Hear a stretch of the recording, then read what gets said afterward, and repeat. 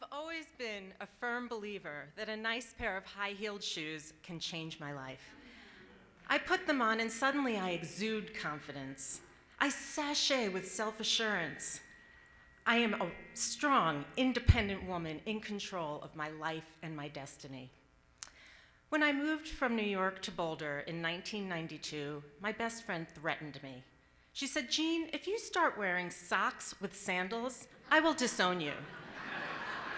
Socks with sandals, I said? What the hell does that even mean? I considered disowning her. Back then in Boulder, everyone wore Birkenstocks. I thought they were hideous, but I needed good arch support, and I kind of adopted the Boulder lifestyle. So I got myself a pair, wore them all the time, and wouldn't you know it, they were kind of cute. Winter came, and people wore their wool socks with Birkenstocks. Not me. I found closed-toed shoes to wear with my socks, Danskos and Keens. So I had all the Boulder wardrobe of shoes, but I continued to shop for and buy the shoes that defined me. So now this is what my closet looked like. Shelves aligned neatly with my beautiful high-heeled shoes, and scattered all over the floor were the shoes that I wore every day, including running shoes, because back then I ran. For about 20 years, I ran pretty regularly, pretty long distances, and I suffered from every injury that a runner suffers from, except one, but I'll get to that in a moment. Other people have a doctor, they have a therapist. I had an orthopedist. The last time I went to my orthopedist, he looked at my chart, he looked at me, and he said, "Jean, you're over 50 now. Perhaps it's time to stop running." I stormed out of his office. What the hell kind of advice was this? And I continued to run until I couldn't anymore.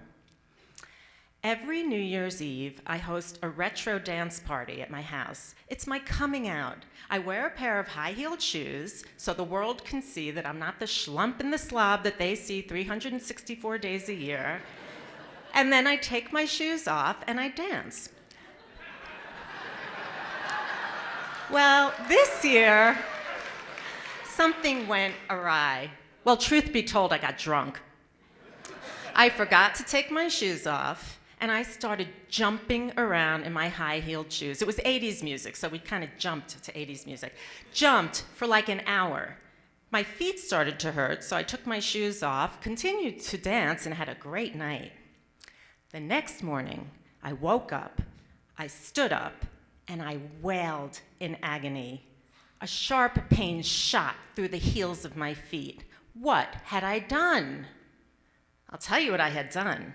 In 1 hour, I had given myself the one injury that 20 years of running never gave me.